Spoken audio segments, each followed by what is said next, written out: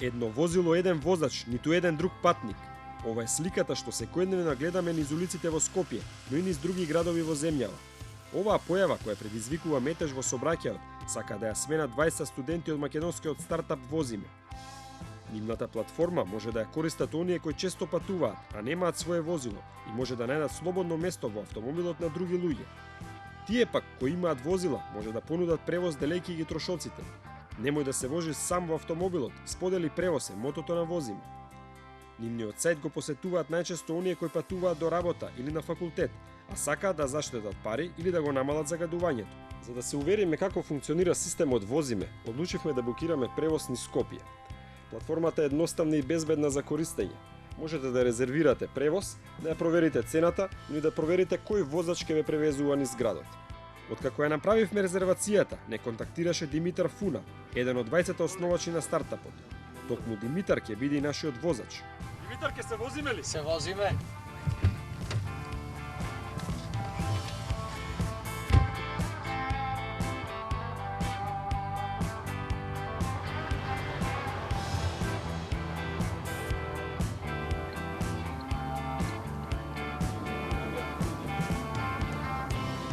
Димитар, можеш ли да ми кажеш што беше идејата за Возиме? Што е всушност Возиме? Значи Возиме македонски сервис, односно македонска платформа за делење на превоз. Ја направивме јас и мојот пријател Анастас Петровски, кој моментално е на мастер студии во Љубљана. Првичната идеја беше односно мотивот за развивањето на оваа платформа беше тоа што ние имавме потешкоти со наоѓање превоз од Битола до Скопје.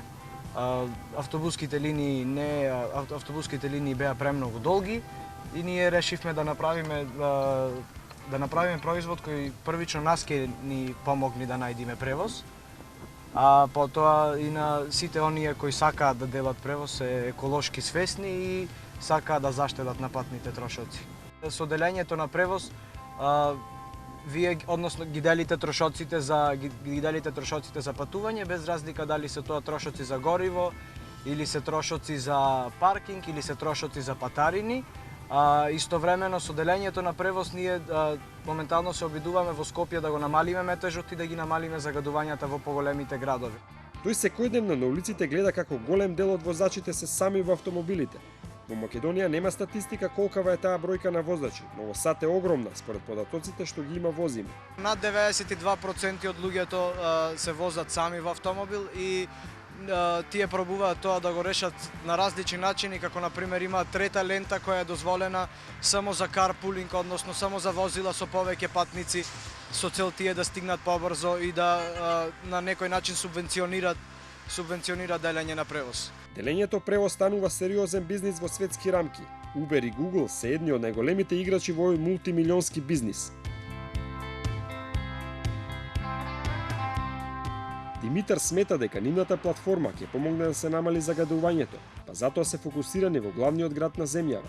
Ако само 2 лица годишно секојдневно делат превоз, загадувањето, односно емисијата на CO2 се намалува за 4.500 килограми. Концептот на делот од платформата е да биде специјализирано за Скопје, да им помогнеме на скопјани кои секојдневно патуваат од одредена дестинација, на пример од Карпош 4 до аеродром, да имаат место каде што ќе го споделат тој превоз и каде што ќе најдат сопатници со цел да ги поделат трошоците, намалат градскиот метеж и да помогнат во намалувањето на аерозагадувањето.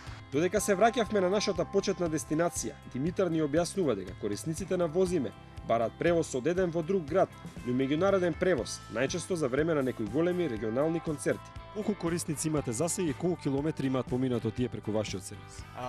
До сега имаме над 1000 регистрирани корисници.